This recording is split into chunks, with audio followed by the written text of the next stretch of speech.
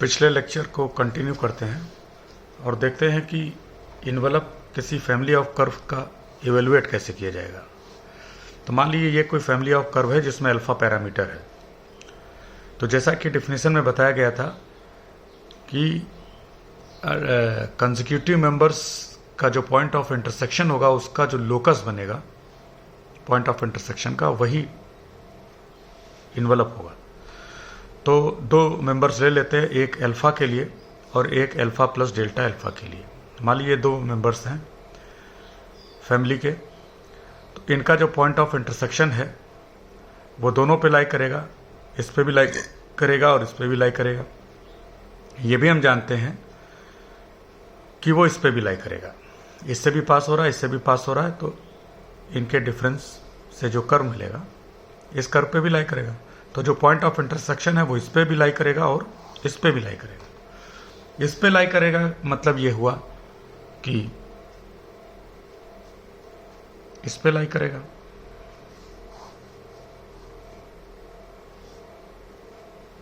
इस पे लाई करेगा। तो अल्टीमेट पॉइंट ऑफ इंटरसेक्शन लेना है कंसेक्यूटिव मेंबर्स का। तो अल्फा को 0, डेल्टा अल्फा को 0 टेंड करिए, तभी ठीक बगल वाला कर्व मिलेगा, है ना। तो दिस और टेकिंग लिमिट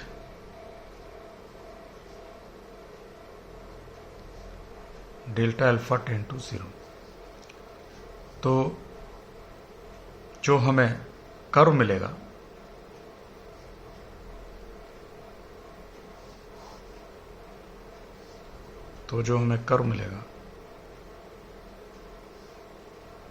वो हम जानते हैं ये क्या है। This is the derivative of F with respect to alpha.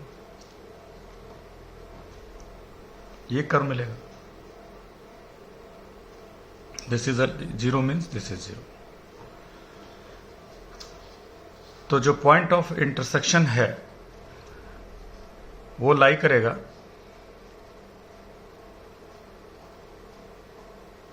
intersection lie on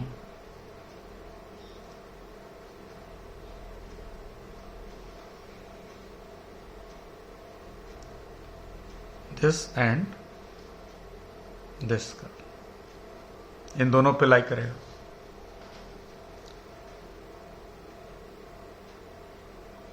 तो पॉइंट ऑफ इंटरसेक्शन का लोकस हमें कैसे मिलेगा या पॉइंट ऑफ इंटरसेक्शन हमें कैसे मिलेगा? इन दोनों में अल्फा को एलिमिनेट करेंगे। तो bye eliminating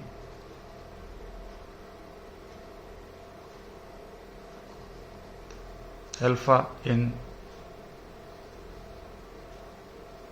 the curves this and is equal to 0, we get locus of the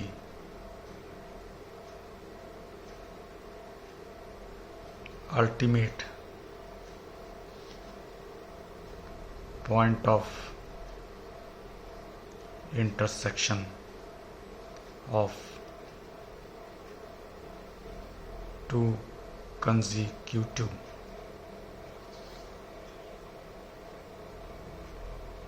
members of family of curves, that is envelope। तो हमें इसका इन्वेलप मिल जाएगा। कैसे? तो इन्वेलप हमको मिलेगा किसी फैमिली का, अगर ये फैमिली ये है तो इसका इन्वेलप पाने के लिए इसको with respect to alpha partially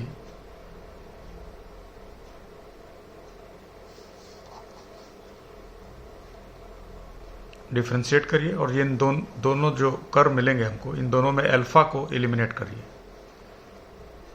eliminate alpha to get the envelope.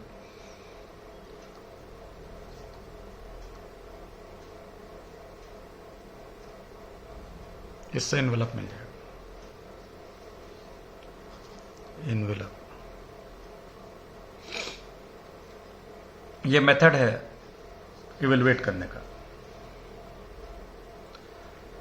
इस तरह से इन्वेलप मिलेगा।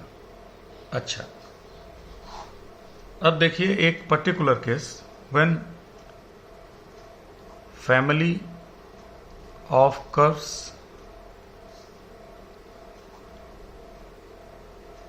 when equation of family of curves is quadratic in parameter alpha,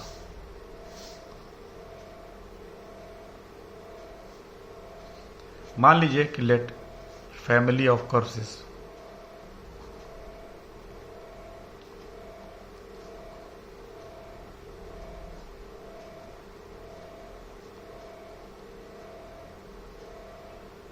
that the family of curves is this, where a, b, c are the function of x and y। ये family है जो alpha में quadratic है, equation है।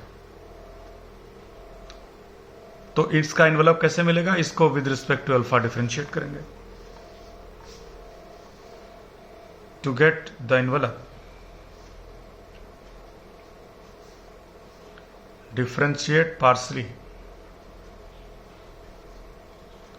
with respect to alpha, तो मिलेगा 2 alpha a is equal to 0, alpha is equal to minus b by 2। ये value यहां रखिए, put in 1, we get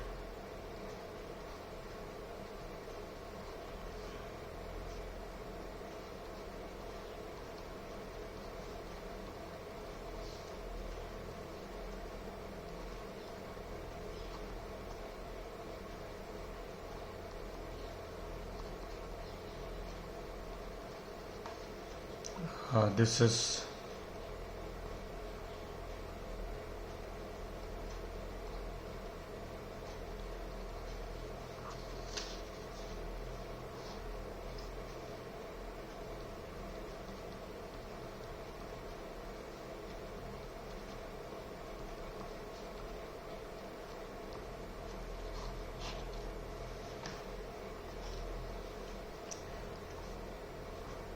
तो अगर ये फैमिली है और इसका इन्वेलप चाहिए तो अल्फा एलिमिनेट करना करें, अल्फा एलिमिनेट किया, ये इक्वेशन मिली, दिस इज द इन्वेलप, ये इन्वेलप है। तो envelope of this family is B square minus 4ac equal to 0 और B square equal to 4ac। तो इसका डिस्क्रिमिनेंट जो है 0 कर दीजिए, क्या होता है? बी स्क्वायर, इसका discriminant B square minus 4ac is equal to 0। ये इन्वेलप की क्वेश्चन हो।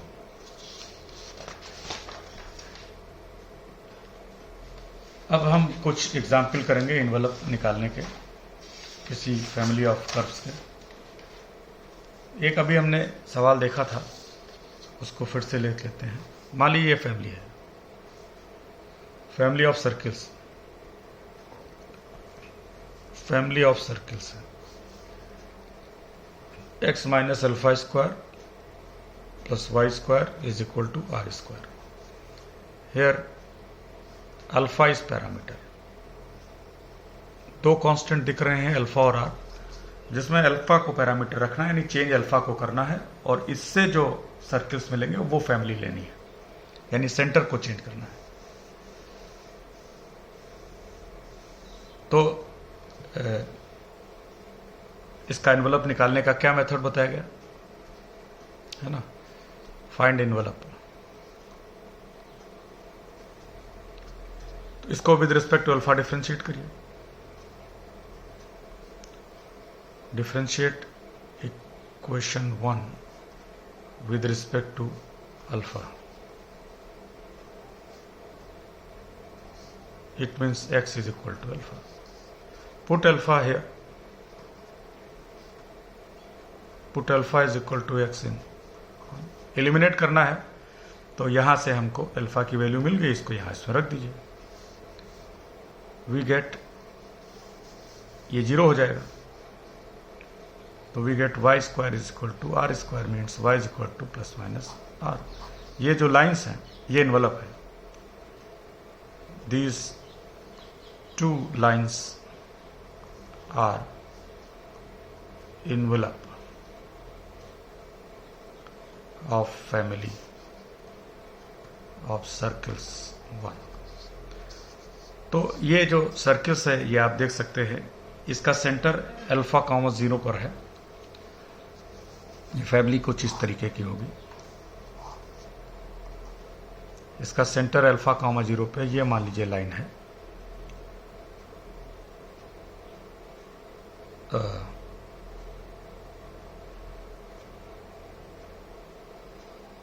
y 0 होगा,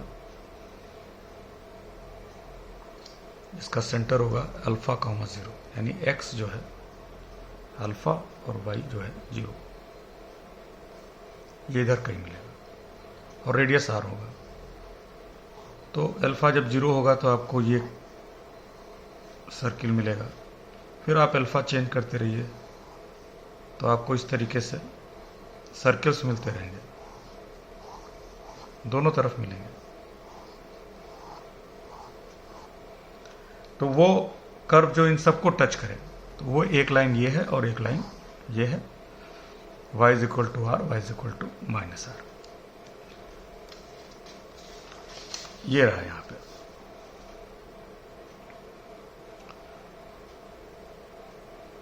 हमने क्या किया है, वो मेथड यूज किया जिसमें अल्टीमेट पॉइंट ऑफ इंटरसेक्शन, जैसे मान लीजिए कि एक सर्किल ये है, दूसरा सर्किल ये है, इनका पॉइंट ऑफ इंटरसेक्शन कहीं यहां होगा, इसका और इसका पॉइंट ऑफ इंटरसेक्शन कहीं यहां होगा, इसका पॉइंट ऑफ इंटरसेक्शन कहीं, जहां कहीं भी इंटरसेक्ट करेंगे तो उनका जो लोकस होगा वो एक स्ट्रेट लाइन ये होगी। और ये जो स्ट्रेट लाइन या जो इन्वेलप है वो इन सभी मेंबर्स को टच करता है और खुद हर पॉइंट पर इनमें से किसी न किसी मेंबर के द्वारा टच किया जाता है। दो इन्वेलप हैं, एक ये लाइन है और एक ये लाइन है।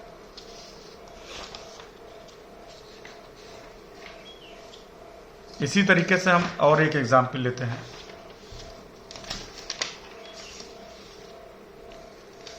We have this. Find the envelope of family of straight lines this. Y is equal to mx plus 1 by m. m is the parameter. ये लाइन्स अगर आप पहचानें तो ये पैराबोला की टेंजेंट्स हैं एक्चुअली। m पैरामीटर है, m को चेंज करके हमको डिफरेंट लाइन्स यहाँ पे मिल जाएंगी। और जो लाइन्स मिलेंगी उनके जो कंसेक्यूटिव मेंबर्स हैं, यानी एक के बाद दूसरा, उनके जो पॉइंट ऑफ इंटरसेक्शन है उनका लोकस खींचेंगे तो ये पैराबोला मिलेगा। अगर इवेल्युएशन पे जाना है तो ये देख लीजिए, इसको डिफरेंशिएट करिए with respect to alpha, sorry m is the parameter, with respect to m differentiate करेंगे इसको तो ये 0 हो जाएगा और यहाँ पे x minus 1 by m square.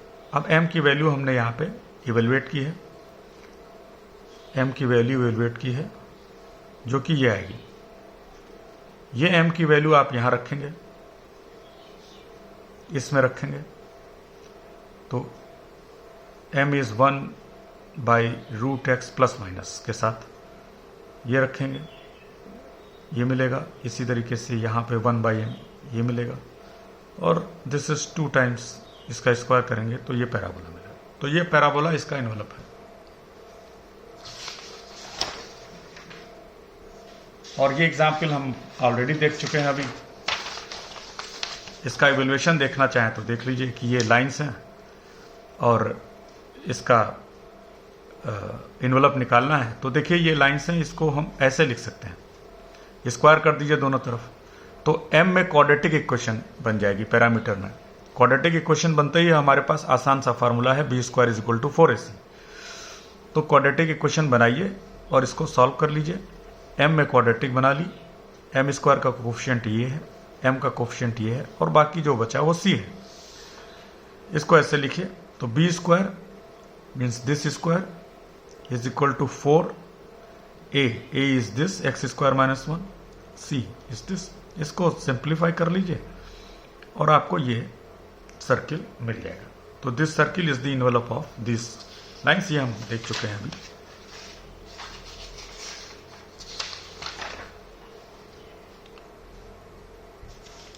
अब देखिए कि अगर दो पैरामीटर हो तो उसका भी इवेल्युएशन कैसे करेंगे, उसका इन्वेलप कैसे निकालेंगे। तो दो पैरामीटर हैं, अगर मान लीजिए कि ए और बी दो पैरामीटर हैं फैमिली में और दोनों कनेक्टेड हैं इस इक्वेशन से, दोनों में आपस में रिलेशन है, तो एक तो तरीका है एक की वैल्यू दूसरे के टर्म्स में लिखी जा सकती है। तो जो भी पैरामीटर होगा, जो भी बनाना है, ए को बी के टर्म्स में, बी को ए के टर्म्स में, जो भी रखना है रख लीजिए, एक पैरामीटर की फैमिली बन जाएगी। और जैसे अभी पहले सॉल्व किया वैसे इसको सॉल्व कर सकते हैं। एक तो ये तरीका है। दूसरा ये, अगर दोनों साथ साथ चलते हैं, दोनों साथ साथ चलाने, यानी एलिमिनेट नहीं करना है, एलिमिनेट करना आसान नहीं हो पा रहा है, तो इसको ए और बी को टी का फंक्शन मान लीजिए। कनेक्ट तो आपस में होने चाहिए, एक ही पैरामीटर होगा तभी इन्वेलप निकाल पाएंगे, दो पैरामीटर एक साथ नहीं ले पाएंगे। तो डबल फैमिली बनेगी, फिर उनके एक फैमिली का मेंबर दूसरे फैमिली के मेंबर से इंटरसेक्ट करेगा, फिर वो इन्वेलप नहीं बनेगा। एक ही फैमिली के मेंबर जब इंटरसेक्ट करेंगे तो उससे हमको इन्वेलप मिलेगा। तो फैमिली एक ही रखनी है। और तो दो पैरामीटर हैं, उनको एक बनाना पड़ेगा। वो कंडीशन दी रहेगी, दोनों आपस में जुड़े हुए हैं, कैसे जुड़े हुए हैं, जैसे कि यहां पे एक इक्वेशन से जोड़ दिया गया। तो एलिमिनेट कर लीजिए, या तो फिर एलिमिनेट होना पॉसिबल नहीं है, तो दोनों ही किसी एक सिंगल वेरिएबल के फंक्शन होंगे। वो मान लीजिए टी है,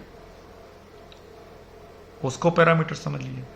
तो यानी a is a function of t and b is a function of t, तो अल्टीमेटली एक पैरामीटर टी रह जाएगा।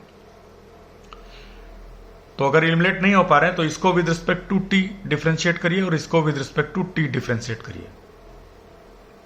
तो ए और बी चूंकि टी के फंक्शन है, तो जब डिफरेंशिएट करेंगे तो हमको D A by D T मिलेगा और साथ में D B by D T मिले, ये दो डेरिवेटिव मिलेंगे। तो दो इक्वेशन होंगी जब डिफरेंशिएट करेंगे दोनों को। तो उसमें d A by D T और d B by D t को इलिमिनेट कर दीजिए। जब इलिमिनेट कर लेंगे तो हमें इन्वेलप मिल जाएगा। यानी डिफरेंशिएट तो करना ही है विद रिस्पेक्ट टू पैरामीटर। अगर सिंगल पैरामीटर की फैमिली है तो उस पैरामीटर के रिस्पेक्ट में डिफरेंशिएट करेंगे। अगर दो पैरामीटर की फैमिली है और दोनों एक सिंगल पैरामीटर टी के फंक्शन है तो विद रिस्पेक्ट टू टी दोनों को डिफरेंशिएट करेंगे। और टी को एलिमिनेट करने के लिए यानी इसे एलिमिनेट करना पड़ेगा, D A by D T, D B by D T, और फिर इन्वेलप मिल जाएगा।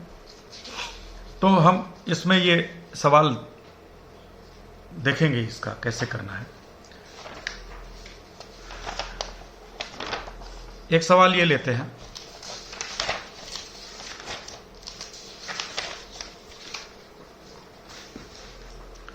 ये सवाल अभी हमने डिस्कस भी किया था कि find the envelope of family of straight line which together give the line segment intercepted by coordinate axis of triangle of equal area. यानी जो फैमिली ऑफ स्ट्रेट लाइन्स है वो इस तरह की है जो एक्स और वाई एक्सिस पे इंटरसेप्ट बनाती है, लेकिन कंडीशन ये है कि जो इंटरसेप्ट बनाएगी उससे जो हमको ट्रायंगल मिलेगा उसका एरिया फिक्स रखना है। तो ऐसी कई लाइंस मिलेंगी, लेकिन सब में एक कंडीशन लगेगी कि एरिया सभी के से सेम मिलेगा। तो एरिया जो बनेगा यहाँ पे वो राइट एंगल ट्रायंगल है, उसका एरिया होगा 1/2 बेस इंटू हाइट। ये मान लीजिए कि एरिया फिक्स है, कांस्टेंट है। तो ये कंडीशन हमें पैरामीटर्स में मिल गई, ए और बी में वो ये मिल गई। तो बी इज दिस, ये आप यहां रख लीजिए। तो अल्टीमेटली सिंगल पैरामीटर की फैमिली मिल गई, के इज कांस्टेंट। तो कैसे इवेलुएट करते हैं? डिफरेंशिएट विद रिस्पेक्ट टू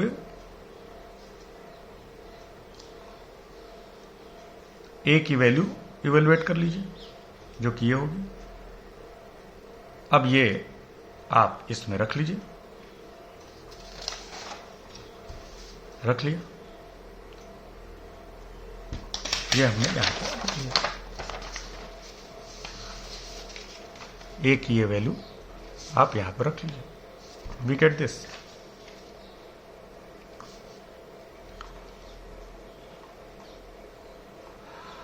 इसको सिंप्लीफाई करने पे ये मिल जाएगा और आगे ये मिल जाएगा, ये 2 टाइम्स हो जाएगा। स्क्वायर करेंगे ये मिल जाएगा। तो ये क्या है? ये हाइपरबोलाज हैं जिनके आइसमटोट्स एक्स और वाई एक्सिस हैं। इस तरह का हाइपरबोला है ना। तो जो इन्वलप है वो ये हाइपरबोला है। एक ऐसे ही यहां पे भी मिलेगा, यहां पे भी मिलेगा, यहां पे भी मिलेगा। तो ये जो लाइंस हैं, ये लाइंस यहां भी मिल सकती हैं, यहां भी मिल सकती हैं, यहां भी मिल सकते हैं। एक्स और वाई एक्सिस पे इंटरसेप्ट लेना है। ये तो नहीं कहा कि पॉजिटिव ही होगा वो। तो ऐसे मिलेंगे और इनकी जो लाइंस का पॉइंट ऑफ इंटरसेक्शन होगा, उसका जो लोकस होगा वो ये इन्वलप होगा। तो ये जो फैमिली ऑफ स्ट्रेट लाइंस है वो ये है, जिसमें 2 पैरामीटर हैं ए बी जो आपस में कनेक्ट हैं। तो ultimately we have 1 parameter family this, जिसका इन्वलप हमको ये मिलेगा। अब ये हम आपको भी डिस्कस कर चुके हैं पिछले लेक्चर में। ये इस तरह की फैमिली होगी। एक लाइन मान लीजिए ये है, एक ये है, एक ये है, लेकिन सबका एरिया कॉमन है। एरिया कॉमन है। X Y is equal to S by 2। यहां एरिया हमने एस ले लिया। तो इनका जो पॉइंट ऑफ इंटरसेक्शन है, उसका जो लोकस है वो ये कर्व मिलेगा, दैट इज हाइपरबोला। इसको और ज्यादा लाइंस अगर ले लें तो और ज्यादा साफ दिखेगा। वो ये है, वो ये है, इस तरीके का दिखेगा। तो ऐसे ही हमको एक्चुअली सभी डायरेक्शंस में मिल जाएगा। सभी डायरेक्शन से मतलब ये है कि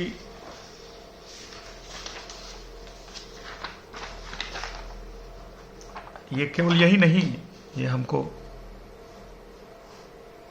इधर भी मिलेगा ऐसे, और यहां जो लाइंस होंगी उनसे ऐसे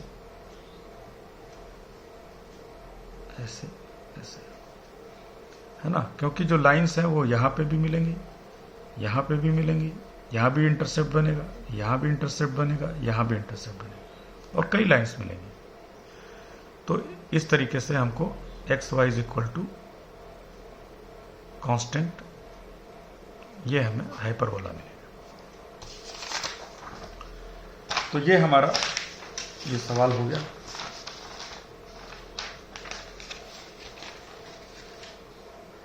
इसी तरीके से एक सवाल हम और लेते हैं। अच्छा, इसी रिजल्ट को हम और जनरलाइज कर रहे हैं। पहले एक सवाल देख लीजिए इसमें, ये कि find the envelope of this straight lines. वही स्ट्रेट लाइंस है, कंडीशन ये लगी है इस बार ए और बी को कनेक्ट करने की। ये है a power m b power n is equal to constant के पावर एम प्लस एन। यहां पर जो थी यही कंडीशन ये थी, इस तरीके से, है ना। तो यहां कुछ नहीं था, एम 1 था, एन 1 था, और ये कांस्टेंट है जो कि मान लीजिए 2k, के की जगह 2k कांस्टेंट ही है। तो ये एक पर्टिकुलर केस था। यहां पे इसको जनरलाइज कर दिया गया है इस सवाल में।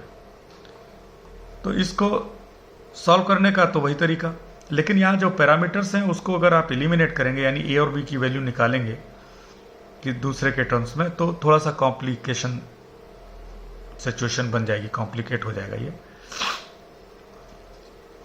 तो क्या किया, जो आपको बताया था कि इनको टी का फंक्शन मान के, सिंगल पैरामीटर का फंक्शन मान के डिफरेंशिएट करिए। तो differentiate this with respect to t, we get this, और d A by D T और d B by D t को एक तरफ कर लिया ऐसे, ये मिल गया। इसी तरीके से इसको with respect to T differentiate करेंगे तो यहां पे ये मिल जाएगा, यहां पर भी dA/dt dB/dt का रेशियो निकाल लिया। अब हमें इलिमिनेट करना है, this is equal to this, this is equal to this, दोनों सेम है तो this is equal to this, right hand same हो जाएगी। वो हमको मिलेगा ऐसे, है ना। इसको सॉल्व आउट कर लेंगे तो यहां तक पहुंचेंगे हम। अब ये रेशियो इस रेशियो के बराबर है तो ये हमें रूल मालूम है, ये लॉ मालूम है कि if A/B is equal to C/D then this is equal to A plus C/B plus D। ये तो हम जानते हैं, इसको हमने यूज किया है, इसको हमने यहां पे यूज किया है। अच्छा है, क्यों यूज किया? क्योंकि इसकी वैल्यू हमें पता है, ये दिया हुआ है 1,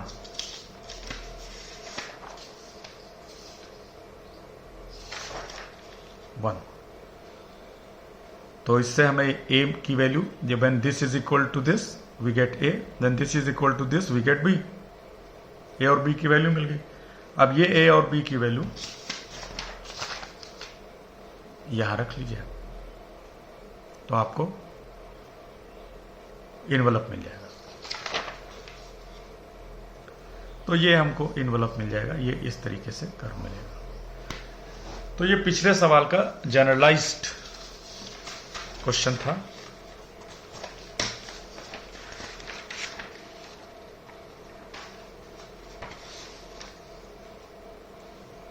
एक सवाल और लेते हैं, एलिप्स का केस। केस ये है कि find the envelope of this ellipse having same area, यानी जो भी इलिप्स हैं उसमें एरिया सेम रखना है, उनका इनक्लोज्ड एरिया सेम रहेगा, ए और बी पैरामीटर होंगे और वो इस तरीके से कनेक्ट किए गए हैं कि उनका एरिया सेम है। तो area of this ellipse is we know pi a b. तो इन्होंने कहा कि ये कांस्टेंट रहेगा, फिक्स रहेगा, यानी कि दिस इज कांस्टेंट। तो this is constant means a and b are related with this equation, ये कनेक्ट हो गए एक दूसरे से। तो बी मान लीजिए ये है, इसकी वैल्यू आप यहां रखेंगे तो we get single parameter family. ये बी की वैल्यू यहां रख दीजिए तो एक पैरामीटर की फैमिली मिल जाएगी, इसमें पैरामीटर ए हो जाएगा। तो चूंकि जहां ए है वहां ए स्क्वायर है तो ए स्क्वायर को पैरामीटर मान के with respect to a square differentiate कर लीजिए, है ना। तो ए पैरामीटर है तो विद रिस्पेक्ट टू ए भी डिफरेंशिएट करके कर सकते हैं, लेकिन जहां ए है वहां ए स्क्वायर है तो ए स्क्वायर को एक नया पैरामीटर आप सी मान लीजिए और सी के रिस्पेक्ट में कर लीजिए। इस तरीके से हमने किया है। तो with respect to a square differentiate करेंगे तो ये हो जाएगा ये, और ये खत्म हो जाएगा। तो वी गेट दिस, सॉल्व करने पर हमें ए स्क्वायर ये मिलेगा। ये ए स्क्वायर की वैल्यू आप यहां रख लीजिए 2 में, तो हमको ये मिलेगा। ये ए स्क्वायर की वैल्यू यहां रखिए तो हमें ये मिल जाएगा। और ये कुछ नहीं है, दोनों सेम हो जाएंगे सॉल्व करके। तो this is 2 times this, square करेंगे तो ये मिलेगा। तो फिर ये हाइपरबोला मिले हैं, ये कांस्टेंट है और ये हाइपरबोला प्लस माइनस साइन के साथ है। तो सभी दिशाओं में, यानी कि first, second, third, fourth quadrant में सभी जगह इनकी ब्रांच मिल जाएगी। तो ये एक्चुअली इस तरीके के इलिप्स हैं। एक इलिप्स आपने ये लिया, दूसरा इलिप्स ये लिखा। इस तरह से लेना कि उनका इनक्लोज्ड एरिया सेम रहे। तो अगर ए बढ़ाएंगे तो बी घटेगा, बी बढ़ाएंगे तो ए घटेगा। तो इस तरह के इलिप्स मिलेंगे और इसको अच्छा साफ साफ फिगर ड्रॉ करें। तो ये हमारे पास है, यहाँ पे यही सवाल ये है।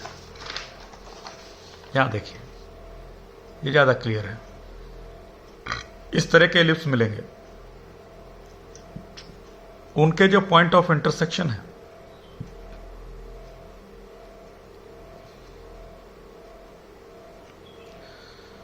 एक फैमिली के 2 कर्व्स, कंसेक्यूटिव कर्व्स के पॉइंट ऑफ इंटरसेक्शन, एक कर्व ये है तो दूसरा ये है। इनका जो लोकस होगा कंसेक्यूटिव मेंबर्स लेंगे, यहाँ देखिए एक ये है और एक ये है, तो ये दूर दूर है। अब इनका पॉइंट ऑफ इंटरसेक्शन आप कहेंगे यहाँ है, यहाँ से ये नहीं पास हो रहा, तो नहीं, कंसेक्यूटिव मेंबर्स में इनके बीच में इनफाइनाइट कर्व्स हैं, तो उनके पॉइंट ऑफ इंटरसेक्शन लेंगे तो उनका जो लोकस मिलेगा वो यही कर्व मिलेगा। This means x Y is equal to S by 2 pi, इस तरीके से। तो ये हाइपरबोलास मिलेंगे। तो इन्वेलप इज दीज हाइपरबोलास, ये सब ब्रांचें हैं हाइपरबोला की।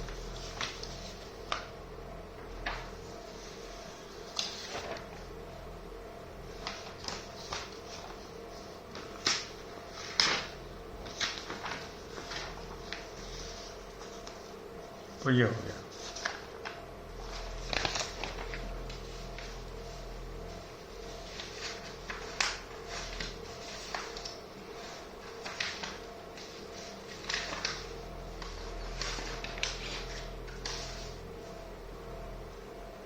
तो ये तो हो गया आपका इन्वेलप के कुछ सवाल हो गए। अब देखिए इवोल्यूट क्या होता है। इवोल्यूट इन्वेलप से अलग चीज है। The locus of the centre of curvature for a curve is called the evolute. हमने देखा था सेंटर ऑफ कर्वेचर क्या होता है। अगर ये कोई कर्व है तो उसका सेंटर ऑफ कर्वेचर क्या होगा, इस पॉइंट पर जो नॉर्मल होगा और इसके बगल दूसरे पॉइंट पर जो नॉर्मल होगा, उनका जो पॉइंट ऑफ इंटरसेक्शन है वो मान लीजिए ये है। ऐसे ही इसके नेबरिंग पॉइंट पर दूसरा नॉर्मल होगा, उस पर जो पॉइंट ऑफ इंटरसेक्शन होगा नॉर्मल,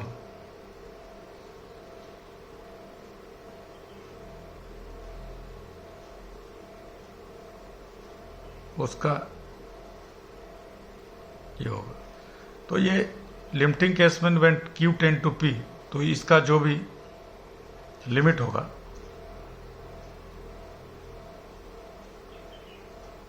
ये सेंटर ऑफ कर्वेचर कहलाता है। तो actually centre of curvature is the ultimate point of intersection of normals, और ये रेडियस ऑफ कर्वेचर के बराबर होगी ये डिस्टेंस। ये सब हम पहले कर्वेचर में देख चुके हैं। तो किसी कर्व के जो सेंटर ऑफ कर्वेचर होता है उसका जो लोकस होगा, ये तो इस पॉइंट के लिए होगा, किसी दूसरे पॉइंट पे ऐसे ही हम करेंगे तो उसका लोकस कुछ और मिलेगा। मान लीजिए ये C1 है, ये C2 है, तीसरा पॉइंट कुछ और मिलेगा। तो इसका जो लोकस होगा, अब जो भी कर्व बने,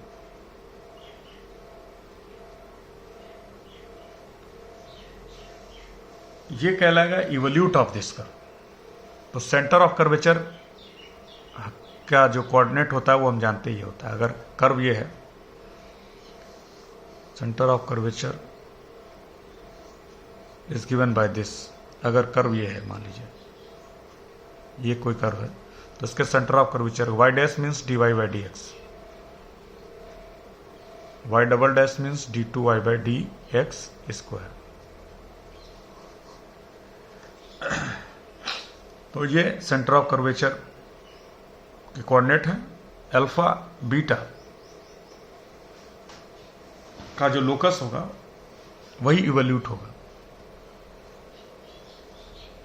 तो इन दोनों इक्वेशन में और इक्वेशन ऑफ कर्व को मिला के अल्फा बीटा का लोकस पता करेंगे, यानी एक्स और वाई को एलिमिनेट कर देंगे। तो the evolute of curve is the, और दूसरी इसकी अल्टरनेट डेफिनेशन ये है, अल्टरनेटिव डेफिनेशन जो है इवोल्यूट की वो ये है कि the evolute of curve is the envelope of the normals of the curve. तो अगर कोई कर्व है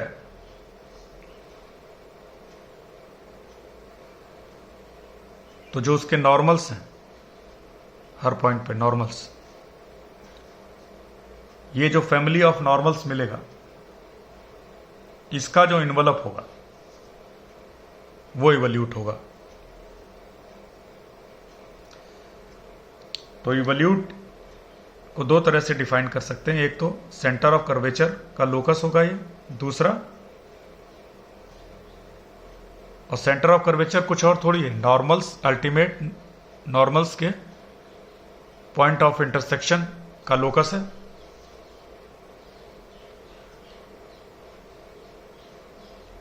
तो किसी कर्व का अगर इवोल्यूट चाहिए तो उसके नॉर्मल्स की जो फैमिली होगी उसका इन्वलप इवोल्यूट होगा।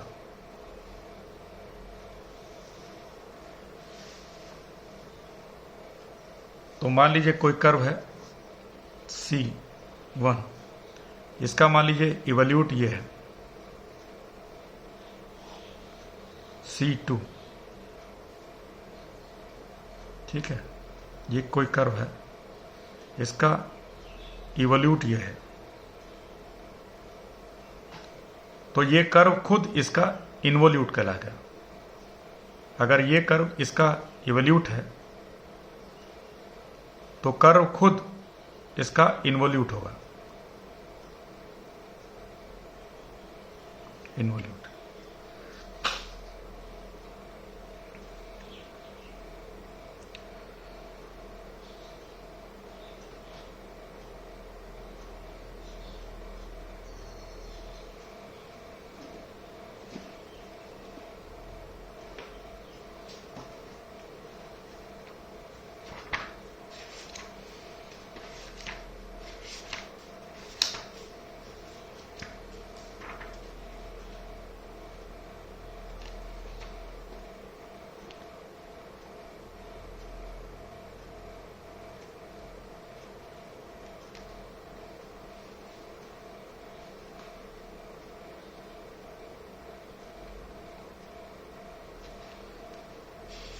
इसका एक सवाल देख लेते हैं।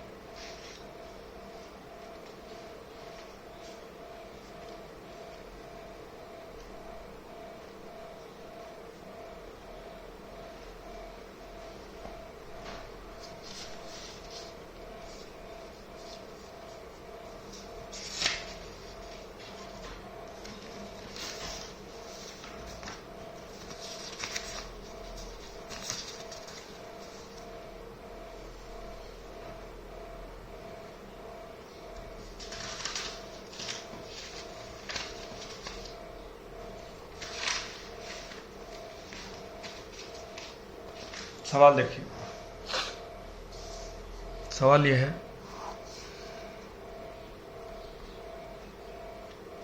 कि find the evolute of N ellipse. Ellipse ये है,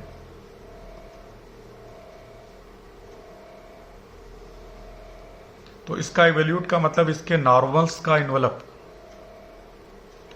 तो नॉर्मल्स इसके क्या होंगे, है ना, नॉर्मल्स देखिए क्या होंगे,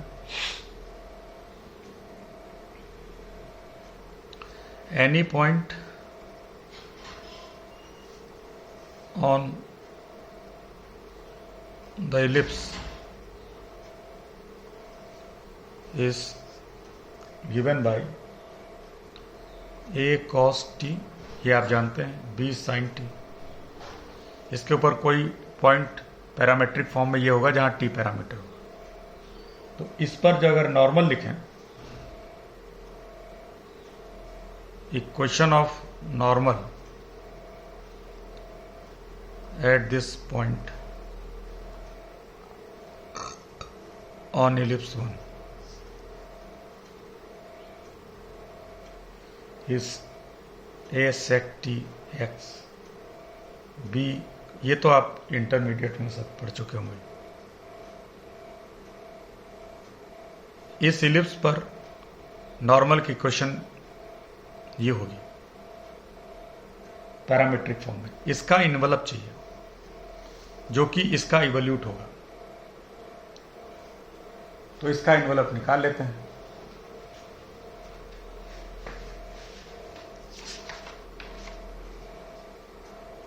इनवेलप निकालने के लिए इसको with respect to t differentiate करना पड़ेगा, differentiate with respect to T.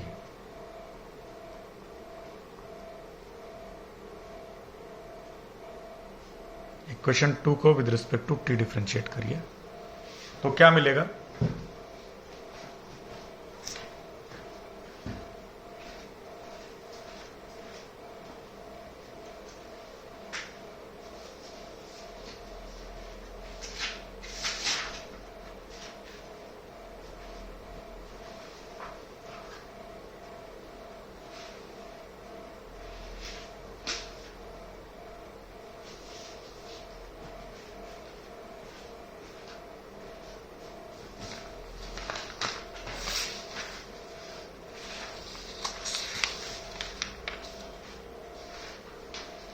देखिए क्या मिलेगा।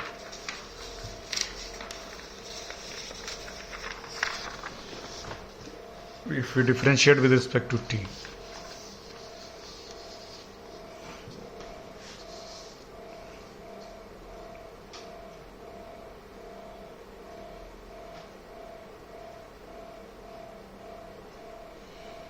we get a x sec का डेरिवेटिव होगा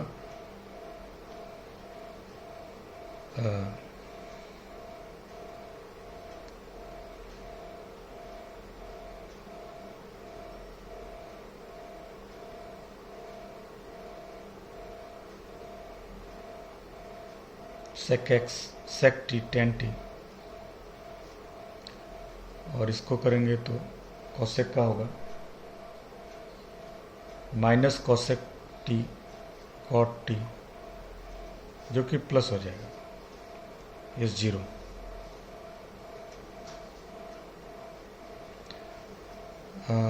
ए x sine T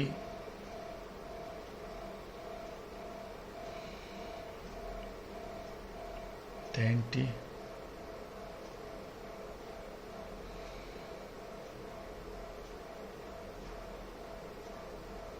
by cos square t, this is cos t by sin square t is 0. So this is sin cube t by cos cube t is equal to minus b by a y by x, means tan cube t, या इसको इसी form में रखें हैं, तो sine t by cos t is b y 1/3 a x 1/3, minus था minus रहेगा।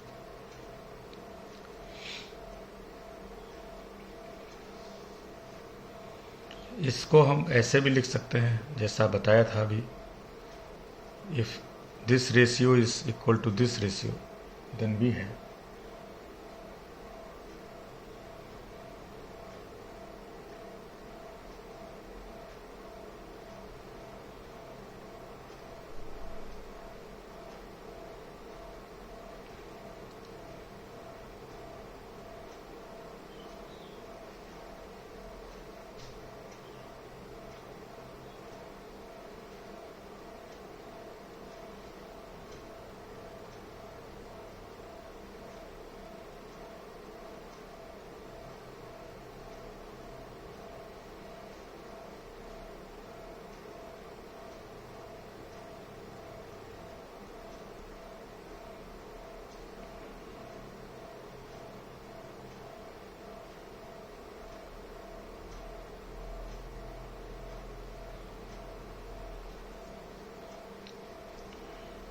Square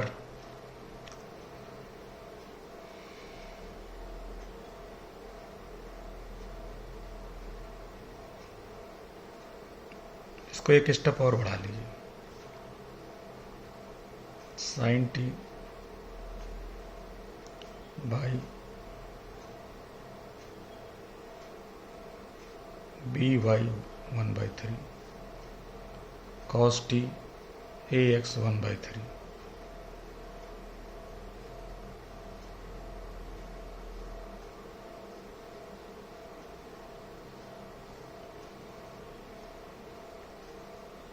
this is equal to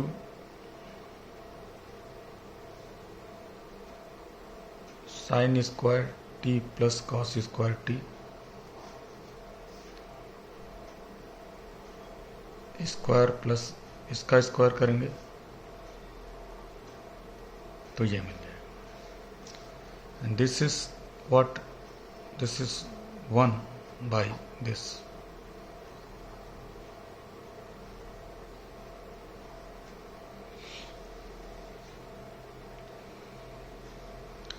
तो यहां से साइन टी मिलेगा आपको,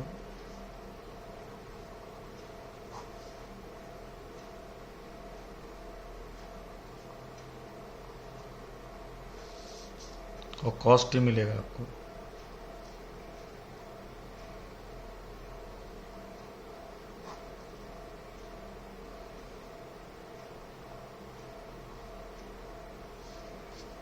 ये मिलेगा।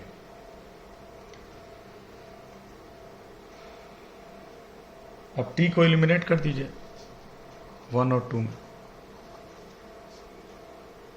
तो sine square T plus cos square T is 1।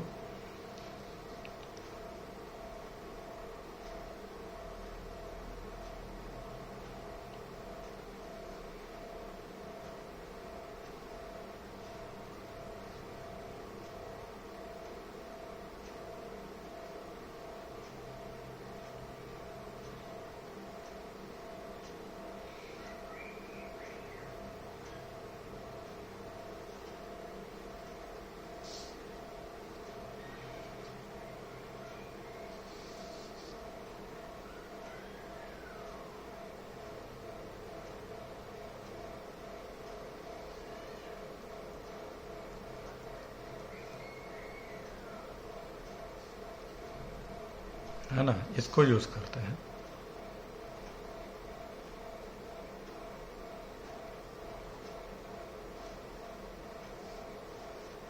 इससे आपको ये मिले।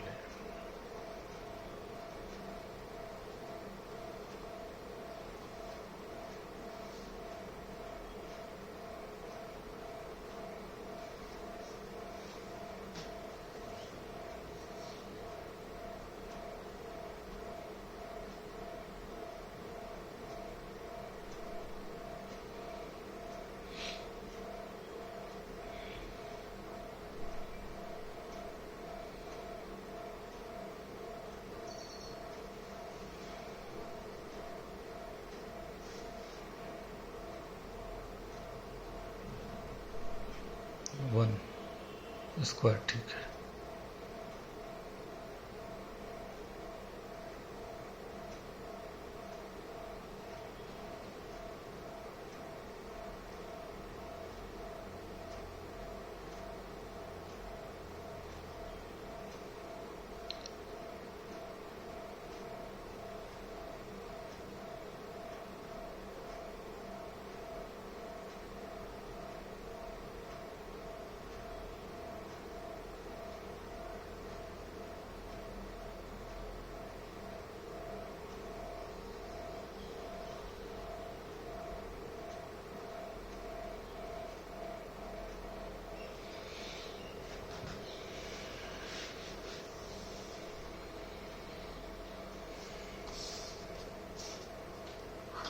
ये आपका नॉर्मल का इन्वेलप हो जाएगा, यानी कि इलिप्स का इवोल्यूट होगा।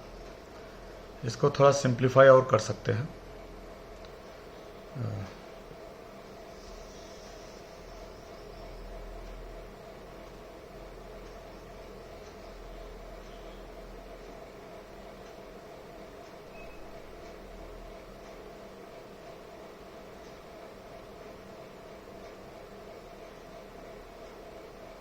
ये जो टी हमको मिला है,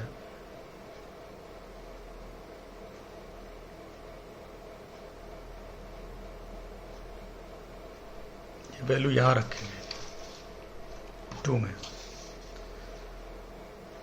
है ना। ये वैल्यू हम यहाँ पे रखेंगे, साइन टी कॉस टी की इसके अंदर रखिए। तो सेक है यहाँ पे, ये कॉस हो जाएगा इसका इन्वर्स ना। तो ये इसको स्क्वायर करके ऐड करने के बजाय इसको यहाँ पे रखेंगे इसके अंदर, और यहाँ जब रखेंगे तो हमें मिलेगा ये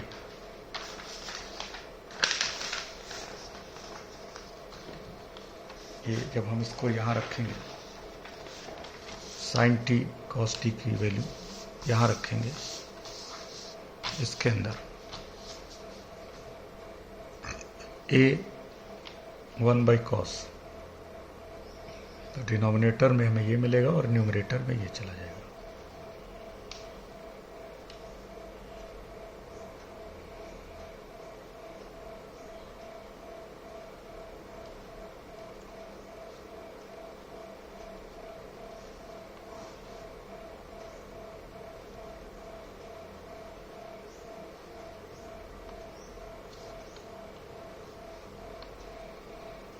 और साइन में डिनोमिनेटर में ये आ जाएगा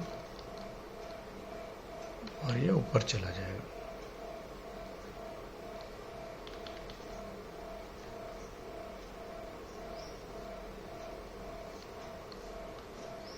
तो इसमें माइनस साइन है कॉस, तो यहाँ माइनस हो जाएगा, या ये माइनस आप यहाँ भी ले सकते हैं, ये प्लस यहाँ ले लीजिए, उससे कोई फर्क नहीं पड़ेगा।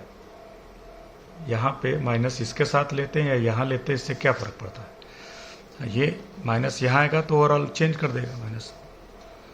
तो हम इसमें लगा लेंगे कॉस में प्लस और यहाँ पे माइनस, या कॉस में प्लस लगाएंगे और यहाँ माइनस लगाएंगे तो प्लस हो जाएगा।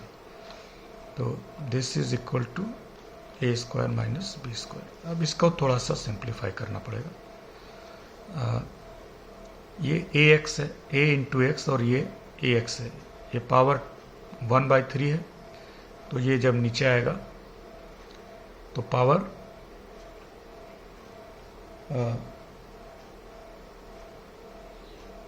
क्या हो जाएगी ये देखेंगे। ये पहले तो बाहर ले लेते हैं, ये बाहर ले लीजिए, और यहाँ में मिलेगा अंदर ए एक्स 2/3 पावर ये मिलेगी, और यहाँ पे मिलेगा बी वाई 2/3 ऐसे मिल जाएगा।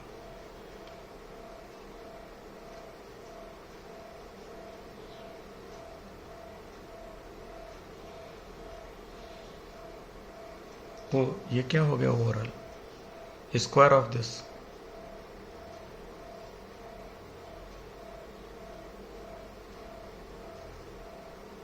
इसमें इसका रूट भी है क्या।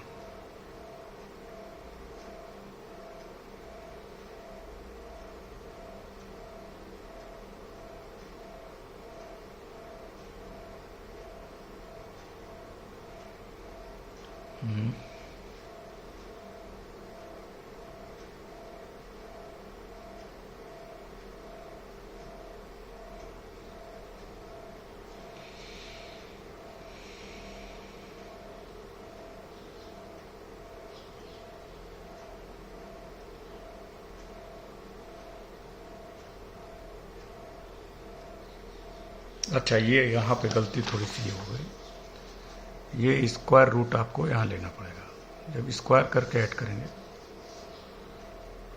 ये असल में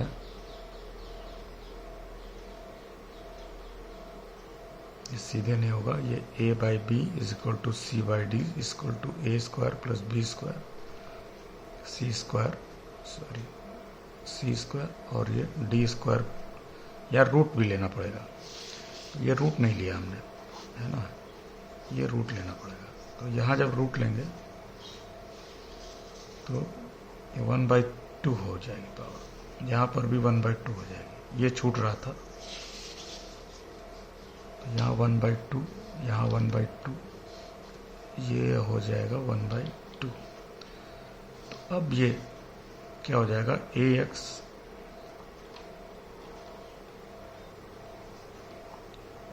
तो 1 + 1/2 3/2, ये 2/3 कर दीजिए।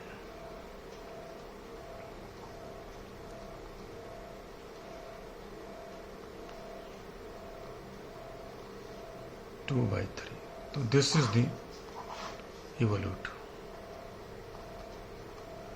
इलिप्स, और इलिप्स खुद इसका इन्वोल्यूट होगा। तो ये सवाल ऐसे हो जाएगा। तो ये होगा आपका इन्वलप और इवोल्यूट। Thank you.